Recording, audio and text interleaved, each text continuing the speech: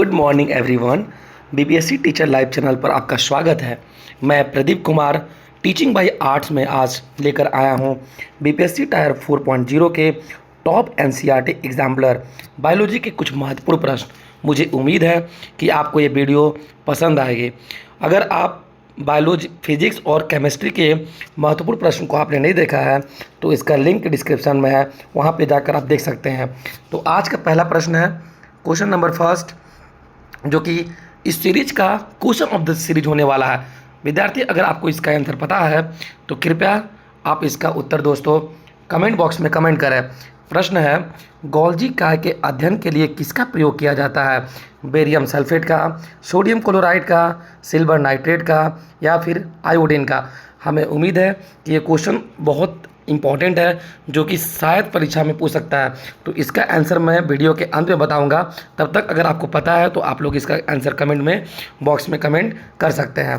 तो आज का पहला प्रश्न है, कोशिका सिद्धांत का प्रतिपादन किसने किया था? यहाँ पे कब नहीं बल्कि यहाँ पे किसने होना चाहिए था। तो कोशिका सिद्धांत का प्रतिपादन किसने किया था? रॉबर्ट हुक ने, ल्यूवेनहॉक ने, जैनसन ने, स्वीडन एंड स्वान ने। तो क्वेश्चन नंबर फर्स्ट का सही उत्तर हो जाएगा option number D, Sweden and swan. बात करेंगे अदर ऑप्शन की, तो रॉबर्ट हुक ने सन 1665 ईस्वी में मृत्यु कोशिका की खोज की थी। नेक्स्ट क्वेश्चन, एंटोनियो ल्यूवेनहॉक ने जीवित कोशिका की खोज की थी। तो आप ये भी ध्यान दीजिएगा कि सबसे पहले मृत्यु कोशिका की खोज किसने किया? रॉबर्ट हुक ने। कब किया? 1665 ईस्वी में। जीवित कोशिका की खोज किसने किया? एंटोनियो ल्यूवेनहॉक ने किया। इसको भी आपको ध्यान देना है। क्वेश्चन नंबर सेकेंड, अंतःप्रदेवी जालिका निम्नलिखित में से किस क्रिया से संबंधित है? तो अंतःप्रदेवी जालिका अंतर्निहित रूपांतरण के लिए वसा का निर्माण भी होता है इसमें, अतः अंतः कोश के परिवहन भी होता है। अतः क्वेश्चन नंबर 2 का सही उत्तर हो जाएगा इनमें से सही, option number D is correct for question number 2। Next question, prokaryotic में नहीं होता है। तो प्रोकैरियोटिक में 80S राइबोसोम, केंद्रिका, केंद्रक, ऑप्शन नंबर डी ये सही। प्रोकैरियोटिक कोशिका में ऑप्शन नंबर डी न तो 80S राइबोसोम होता है, न तो केंद्रिका होता है, न तो केंद्रक होता है। तो इसका सही उत्तर हो जाएगा ऑप्शन नंबर डी ये सभी। नेक्स्ट क्वेश्चन, क्वेश्चन नंबर 4, किसकी उत्पत्ति सबसे पहले हुई थी? विखंडन की, अमीबा, पैरामीशियम, वायरस? तो सबसे पहले उत्पत्ति हुई थी वायरस की। तो क्वेश्चन नंबर 4 का सही उत्तर हो जाएगा option number D, virus. Next question है क्वेश्चन नंबर 5, इनमें से कौन प्रोटीन निर्माण का केंद्र है? तो प्रोटीन निर्माण का केंद्र, जैसा कि हम जानते हैं कि राइबोसोम को प्रोटीन की फैक्ट्री बोला जाता है। राइबोसोम को क्या बोलते हैं? प्रोटीन की फैक्ट्री बोलते हैं। तो क्वेश्चन नंबर 5 का सही उत्तर हो जाएगा option number C, ribosome. Other option की बात कर लेंगे दोस्त, तो माइटोकॉन्ड्रिया को बोला जाता है power house of the cell. क्या बोलते हैं? Power house of the cell बोला जाता है। जबकि लाइसोसोम को बोलते हैं suicidal bag of the cell, यानी कि आत्मघाती थैली बोला जाता है। जबकि क्लोरोसेट को बोलते हैं किचन ऑफ द सेल। क्या बोला था इसको? Kitchen of the cell. तो मैंने क्या बताया स्टूडेंट, आपको याद रखना है कि अगर आपसे प्रश्न पूछता है कि power house of the cell किसे बोलेंगे, तो माइटोकॉन्ड्रिया को बोलेंगे। क्लोरोसेट को क्या बोलते हैं? क्लोरोप्लास्ट को क्या बोलते हैं? किचन ऑफ द सेल बोला जाता है। जबकि लाइसोसोम को बोलते हैं सुसाइडल बैग या आत्मघाती थैली। तो क्वेश्चन नंबर बी का सही उत्तर हो जाएगा आपका ऑप्शन नंबर सी, प्रोटीन निर्माण का केंद्र क्या होता है? राइबोसोम। नेक्स्ट क्वेश्चन है क्वेश्चन नंबर 6, किसके द्वारा कहा गया था कि पीढ़ी दर पीढ़ी गुणवत्ता को ढोने का काम जीन से होता है? तो जॉनसन ने बोला था कि पीढ़ी दर पीढ़ी जो गुणवत्ता को ढोने का काम जीन का होता है, वो किसने कहा था? जॉनसन ने कहा था। क्वेश्चन नंबर 6 का सही उत्तर हो जाएगा ऑप्शन नंबर ए, जॉनसन। नेक्स्ट क्वेश्चन है क्वेश्चन नंबर 7, रंगीन प्लास्टिक को क्या कहते हैं? ल्यूकोप्लास्ट कहते हैं, क्लोरोसेट कहते हैं, क्रोमोसेट कहते हैं, इनमें से कोई नहीं। तो आप ध्यान दीजिएगा दोस्तों कि रंगीन प्लास्टिक को बोला जाता है क्रोमोसेट। क्या बोलते हैं? क्रोमोसेट। यानी क्वेश्चन नंबर 7 का सही उत्तर है ऑप्शन नंबर सी, क्रोमोसेट। अदर ऑप्शन की बात कर लेंगे तो ऑप्शन नंबर ए की बात करेंगे तो ल्यूकोस्टेट किसको बोला जाता है? ल्यूकोस्टेट कलरलेस या रंगहीन प्लास्टिड को बोलते हैं हम लोग लिकोस्टेट, जबकि क्लोरोस्टेट किसको बोलते हैं? Kitchen of the cell. क्या बोला जाता है इसको? किचन ऑफ द सेल कहा जाता है। इसको ध्यान दीजिएगा। नेक्स्ट क्वेश्चन है क्वेश्चन नंबर 7 हो गया। क्वेश्चन नंबर 8, किस प्रकार की कोशिका में बड़ी रसधानी पाई जाती है?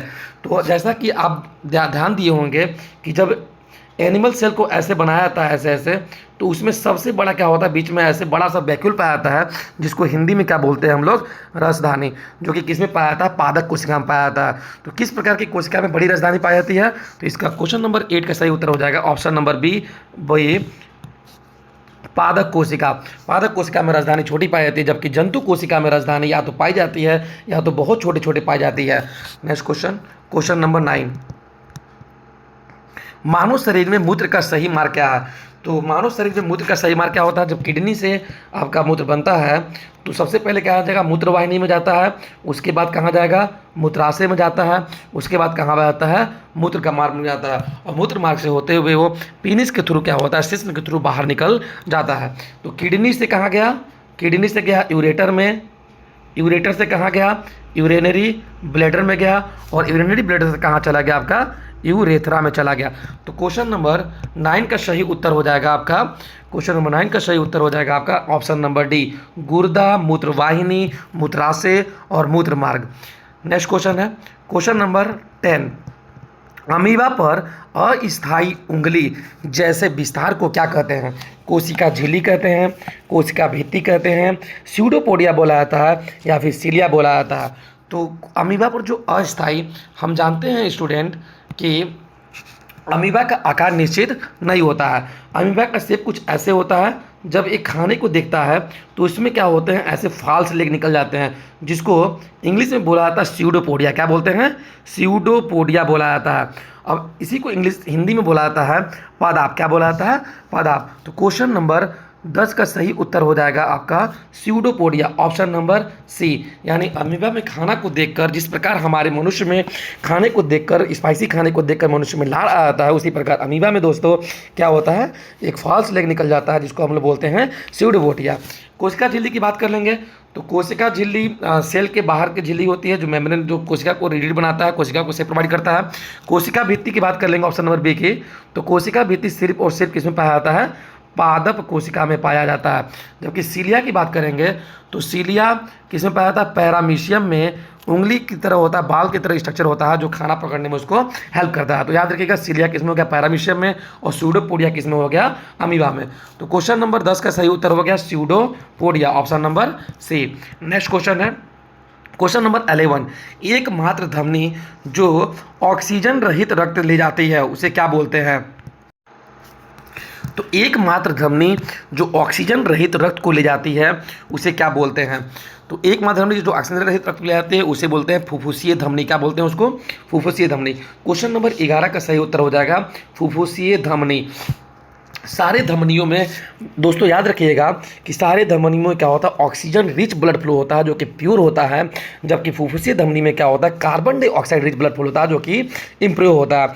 ऐसे ही अगर हम लोग बात कर लेंगे, सीरा की बात करेंगे तो एक ऐसा सीरा है जिसको बोलते हैं फुफ्फुसीय सीरा, जिसमें कि ऑक्सीजन रिच ब्लड फ्लो होता है, जबकि सारे सीराओं में क्या होता है? कार्बन डाइऑक्साइड रिच, जबकि अशुद्ध ब्लड फ्लो होता है। तो क्वेश्चन नंबर 11 का सही उत्तर हो जाएगा आपका, 11 का सही उत्तर हो जाएगा आपका ऑप्शन नंबर ए, फुफ्फुसीय धमनी। नेक्स्ट क्वेश्चन है क्वेश्चन नंबर 12, मेढक के हृदय में कितने कछ होते हैं? Option number 1 1, option number 2 option number C 3, option number D 4।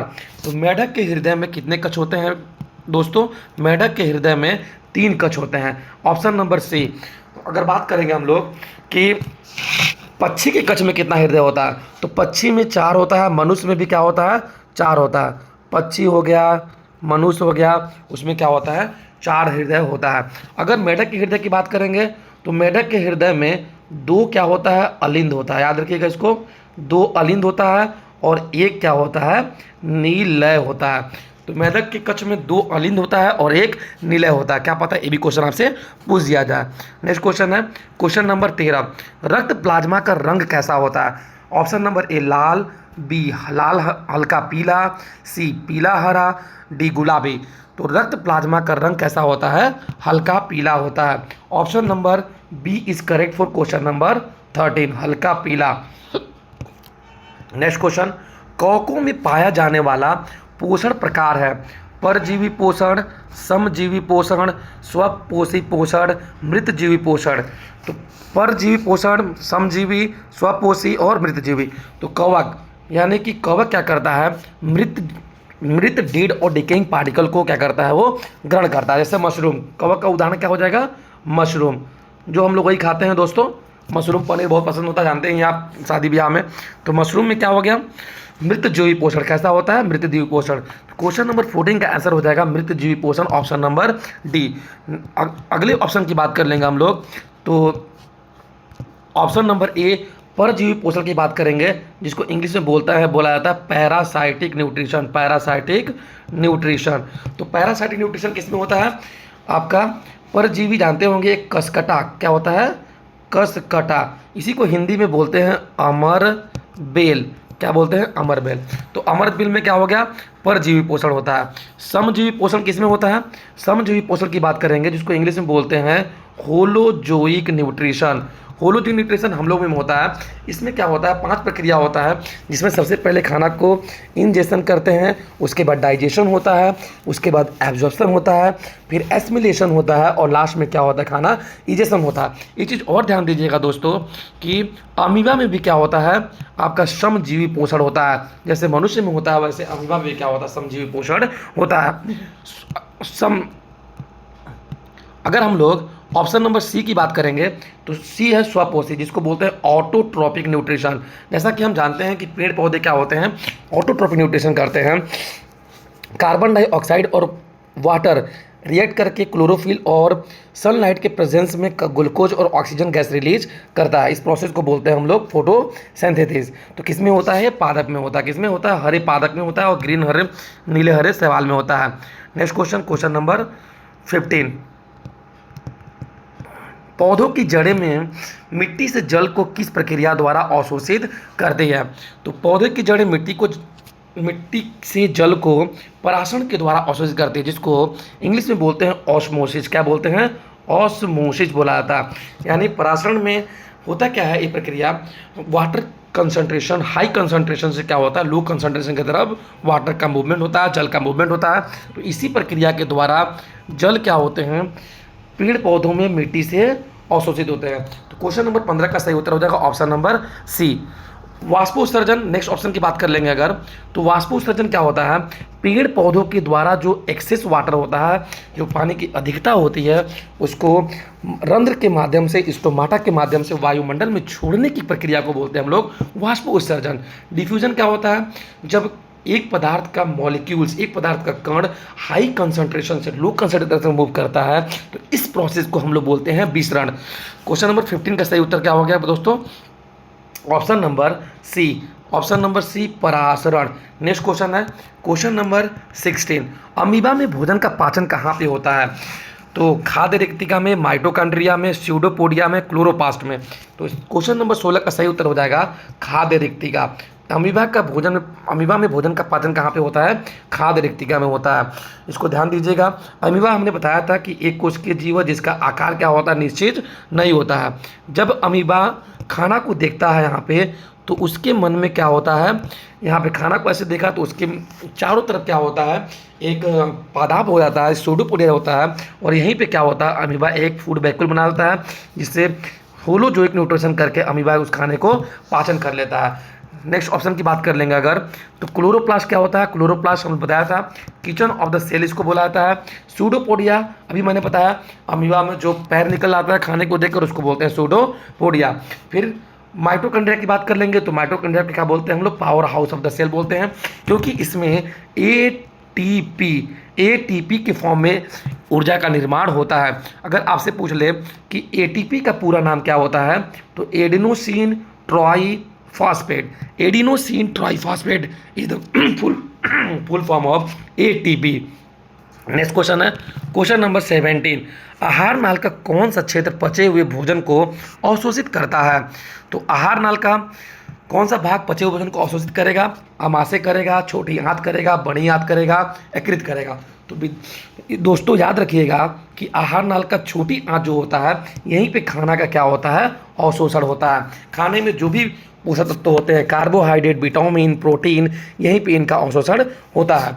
अमाशय की अगर बात कर लेंगे तो अमाशय में क्या होता है, गैस्ट्रिक जूस निकलता है जिसको जठर रस बोलते हैं, जो 3 चीज़ों से मिलकर बना होता है, HCl, म्यूकस और पेप्सिन। इन तीनों का अलग अलग रोल होता है। अगर आपसे पूछ ले क्वेश्चन में कि HCl का रोल हमारे बॉडी में क्या होता है, तो जितने भी खाना में कीटाणु वगैरह, जम्स वगैरह होते हैं, उसको क्या करता है, HCl मार देता है। म्यूकस इस हाइड्रोक्लोरिक, ये जो हाइड्रोक्लोरिक अम्ल होता है ना, वो कंसनट्रेटेड होता है। इसे क्या करता है, स्टोमक के अमाशय के इनर लाइनिंग को प्रोटेक्ट करता है। कौन, म्यूकस। पेप्सिन की बात करेंगे तो पेप्सिन क्या है, प्रोटीन डाइजेस्टिव एंजाइम होता है जो प्रोटीन को पेप्टोन्स में चेंज कर देता है। नेक्स्ट क्वेश्चन है क्वेश्चन नंबर 18, पौधों में अवायवीय श्वसन द्वारा प्राप्त उत्पाद क्या है। लैक्टिक अम्ल प्लस ऊर्जा, कार्बन डाइऑक्साइड प्लस जल प्लस ऊर्जा, ethanol plus carbon dioxide plus ऊर्जा, या फिर पायरुवेट। तो अवायवीय श्वसन को सबसे पहले दोस्तों याद रखिएगा कि इसको अनाक्षी श्वसन भी कहा जाता है। और अनाक्षी श्वसन पहले बात कहाँ पे होता है, तो ईस्ट में होता है। कहाँ पे होता है, ईस्ट में होता है। और इसमें क्या होता है, एथेनॉल, कार्बन डाइऑक्साइड और ऊर्जा का निर्माण होता है। तो क्वेश्चन नंबर 18 का सही उत्तर हो जाएगा option number C, ethanol plus carbon dioxide plus ऊर्जा। अब नेक्स्ट हम लोग अगले ऑप्शन की बात कर लेंगे, तो लैक्टिक अम्ल प्लस ऊर्जा। आप जानते हैं विद्यार्थी कि जब कोई खिलाड़ी या फिर कोई प्लेयर ज़्यादा एक्सरसाइज कर लेता है तो उसके मसल्स में ऑक्सीजन की डिफिशियंसी हो जाती है, ऑक्सीजन की कमी हो जाती है, जिसकी वजह से वहाँ के जो सेल होते हैं, जो वहाँ के कोशिका होते हैं, उनको ऑक्सीजन पूरी तरह से नहीं मिल पाता है और लैक्टिक अम्ल और ऊर्जा का निर्माण होता है, जिससे उनको मसल्स पेन होने लगता है। तो क्वेश्चन इसमें ऐसे पूछेगा कि खिलाड़ियों को अधिक एक्सरसाइज करने से किस वजह से मसल पेन होता है। तो याद रखिएगा लैक्टिक अम्ल प्लस ऊर्जा की वजह से उनको मसल पेन होता है। ऑप्शन नंबर बी की बात करेंगे तो कार्बन डाइऑक्साइड प्लस जल प्लस ऊर्जा, ये कहाँ पे बनता है, ये बनता है माइटोकॉन्ड्रिया में। कहाँ बनता है, माइटोकॉन्ड्रिया में बनता है। इसको ध्यान दीजिएगा आप लोग। नेक्स्ट क्वेश्चन है क्वेश्चन नंबर 19, पौधों में लचीलापन एक ऊतक के कारण होता है जिसे कहते हैं।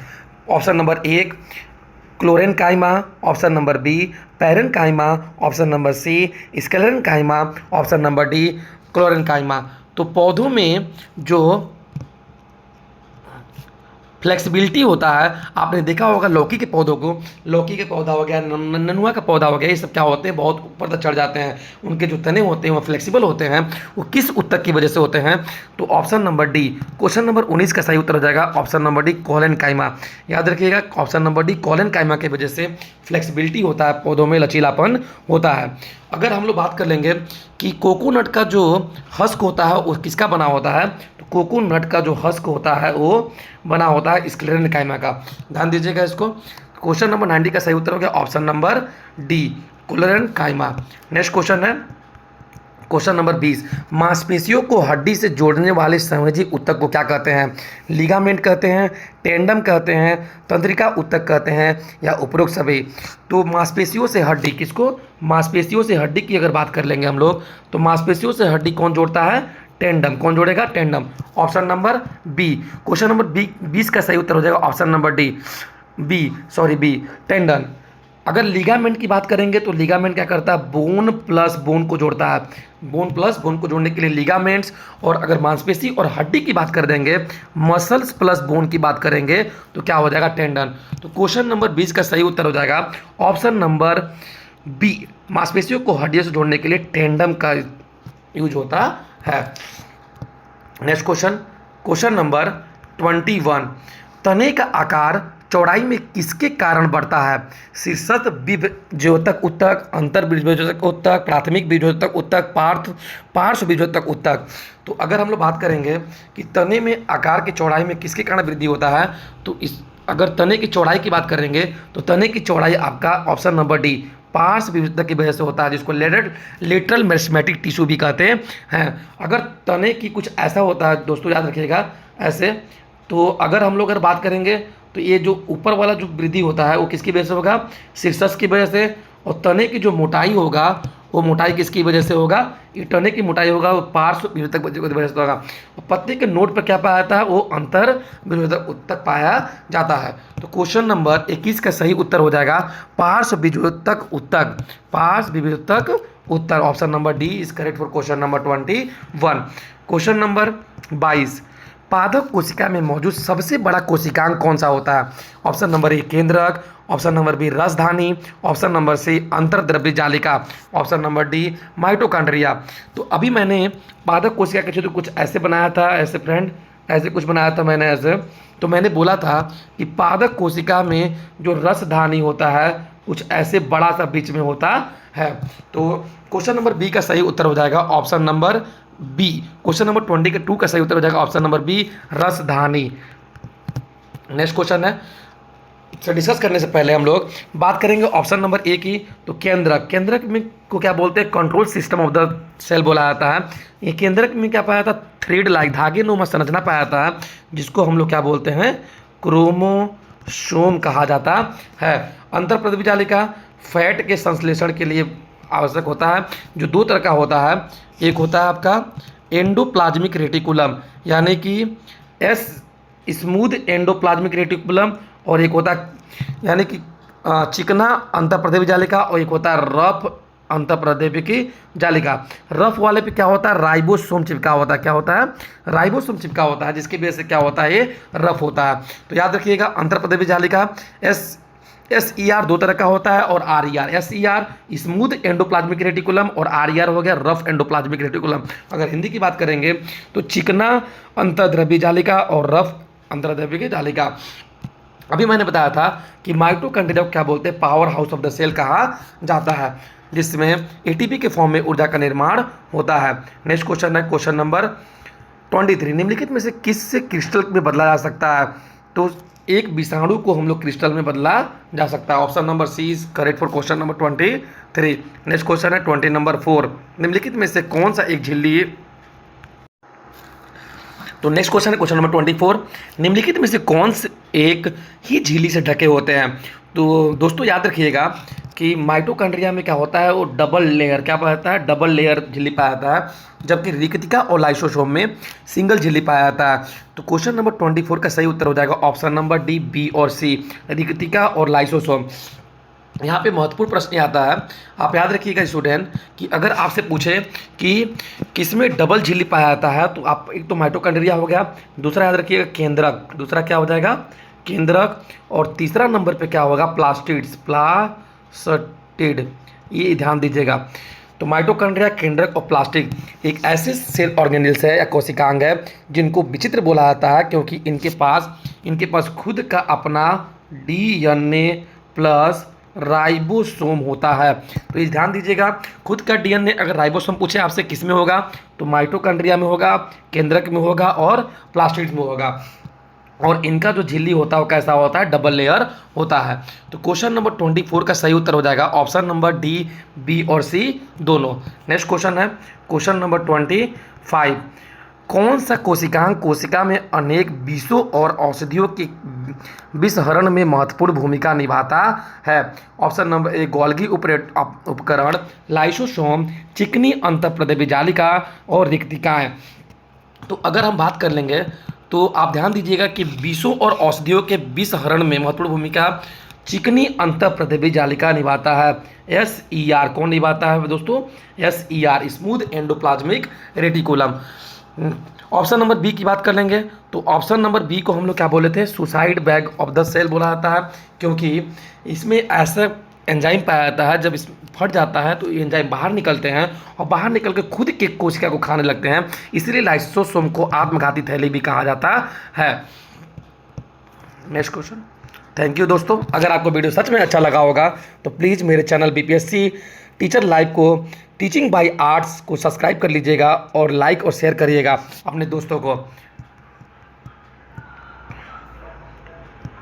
मैंने बताया था दोस्तों कि मैंने आपको एक क्वेश्चन दिया था स्टार्टिंग में, और मैंने बोला था उसको क्वेश्चन ऑफ द सीरीज। उम्मीद है बहुत लोग तो गूगल भी कर लिए होंगे, पता भी कर लिए होंगे, तो कोई नहीं, मैं आपको इसका उत्तर बता देता हूँ। गोल्गी काय के अध्ययन के लिए किसका प्रयोग किया जाता है। तो आपको क्या, आपने क्या मारा है, ऑप्शन ए, बी, सी या डी। तो इसका सही उत्तर हो जाएगा सिल्वर नाइट्रेट, AgNO3, यानी गोल्गी ऑपरेटर्स के लिए सिल्वर नाइट्रेट का यूज करते हैं। सिल्वर नाइट्रेट ना, AgNO3 का यूज करते हैं हम लोग इसके लिए, गोल्गी काय के अध्ययन के लिए उपयोग करते हैं सिल्वर नाइट्रेट का। तो क्वेश्चन ऑफ द सीरीज था आज का, क्वेश्चन ऑफ द सीरीज, उसका आंसर हो जाएगा आपका सिल्वर नाइट्रेट। क्या हो जाएगा, silver nitrate, option number C. इसको याद रखिएगा आप लोग। धन्यवाद। अगर क्वेश्चन सच में अच्छा लगा होगा, आज टॉप NCERT एग्जाम्पलर क्वेश्चन लेकर आए थे। बायो में लिंक दिया हुआ है डिस्क्रिप्शन में, जिसमें फिजिक्स के और केमिस्ट्री के महत्वपूर्ण प्रश्न है जो आगामी BPSC परीक्षा के लिए बहुत इंपॉर्टेंट है। आप उसको जाकर लिंक में से देख लीजिएगा। धन्यवाद, नमस्कार, गुड नाइट, आपका दिन अच्छा रहे।